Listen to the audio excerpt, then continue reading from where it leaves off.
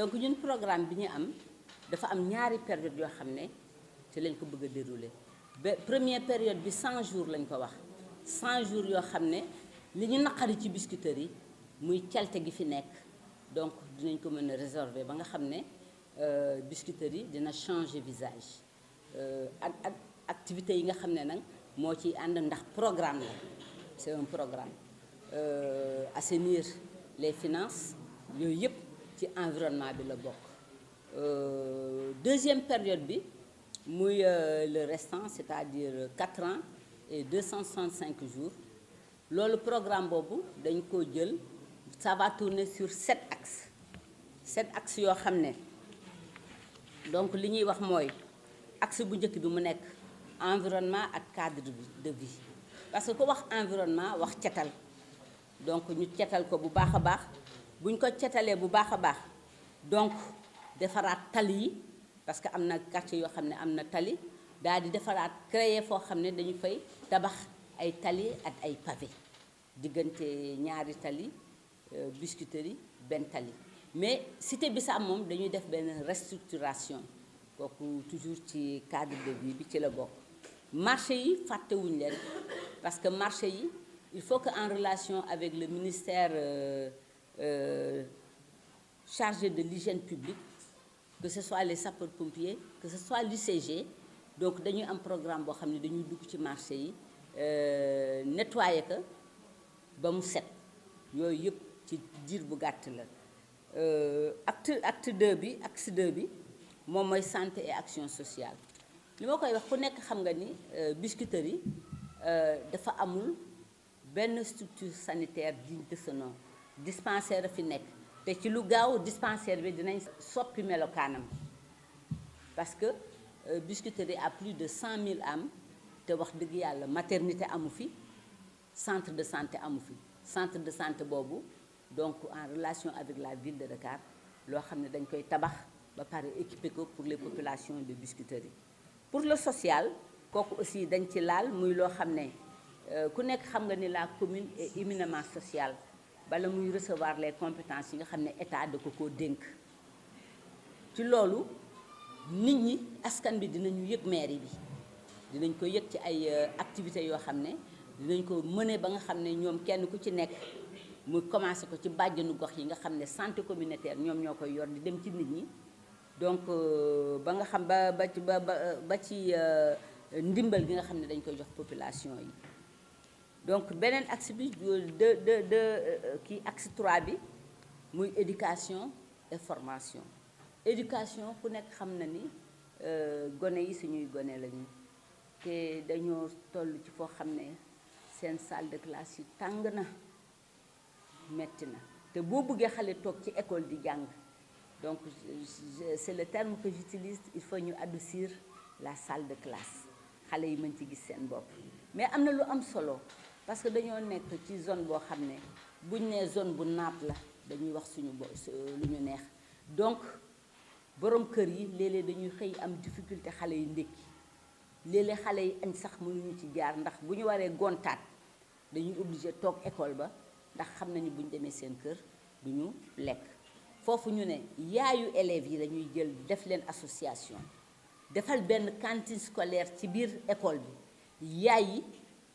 dinañ xool ñiy lekk ak ñi dul lekk yore lekku xale yi ci école bi donc kooku mairie bi nga xam ne day séddale ay vivres bu tam xaritee mu séddale ay nag donc bu ne mënu ko mën na ko parce que ay ligne budgétaire moo ñu ko war a permettre ñu def ko et puis at ñu sponsoriser ñu fii y a des personnes ressources SODIDA ngi nii à côté SODIDA war na mën a sponsoriser beaucoup d'activités donc allant dans le sens du social ci biir éducation boobu ku nekk xam na ni toilette école yi des na donc toilette école yi ci li nga xam ne defaraatum école bi jël toilette yi en charge quand même ci la bopp ci bu ñu paree ci éducation bi ñu dem ci formation bi parce que suñuy ay njaboot il faut ay institut ñu ngi fi nekk dañu war a signer ak ñoom ay convention yoo xam ne xale yi dinañ fa war a mën a dem di jàng formation donc di jàng formation pour ñu nekk fii xale yu jigéen ñi xale yu góor yi en général bu ñu jàngee ba pare dañ leen di bàyyi en rade duñuy renforcer seeni capacité te dañu nekk ci benn monde bu dynamique boo xam ne dañu war fu ñu toll di yëngatu donc xale yooyu fu ñu toll dañuy war di leen renforcer wu donc ñuy mën di devenir meilleur. Mais aussi dañu am li ñuy wax des personnes à mobilité réduite fàttewuñu leen ci suñu programme ci ñi nga xam ne dañ leen di orienter former leen insérer leen ñoom tam ci la ñuy bokk. ak ce cadre muy sécurité ku nekk xam na ni Biscuiterie yi amul benn structure de sécurité amul poste de police amul commissariat te suñu kii en relation avec l'État donc bëgg nañ fi saxal benn commissariat de police am benn brigade boo xam ne ay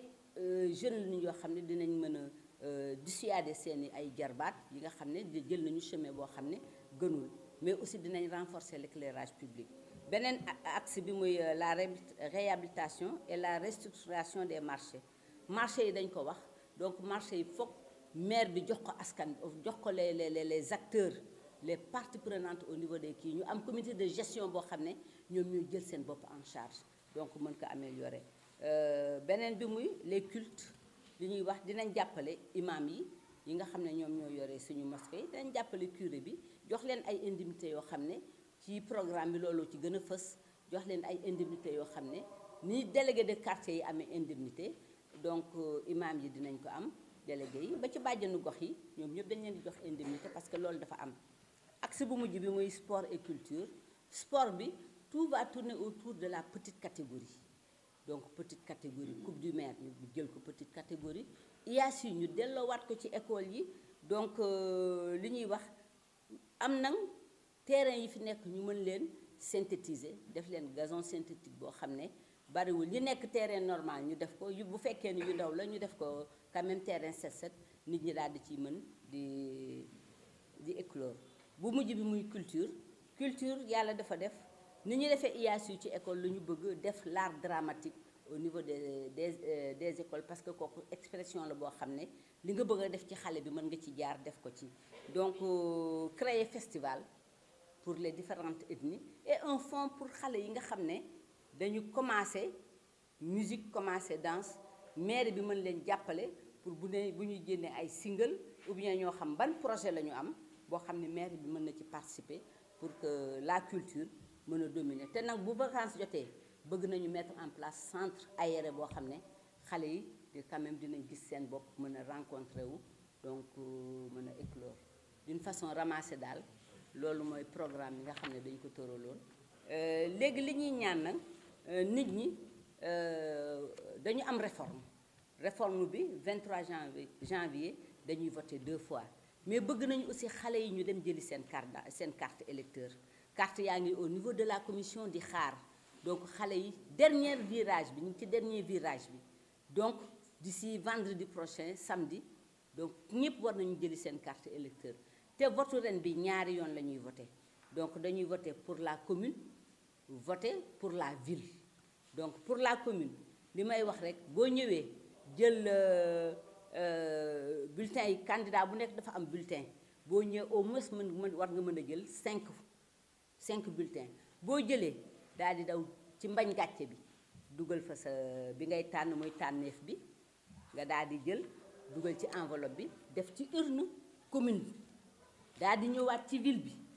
jëlaat le nombre de bulletins parce que Barthélemy ñoo nuroo bulletin muy ville de Dakar nga daal di koy jël dem ci mbañ gàcce gi dugal ci enveloppe bi ñëw def ci keesu ville de Dakar donc muy loo xam ne lu am solo la donc bii mooy bulletin Yewwi Askan bi nga xam ne mooy tànneef nangu bi gën donc di leen gërëm di leen sant.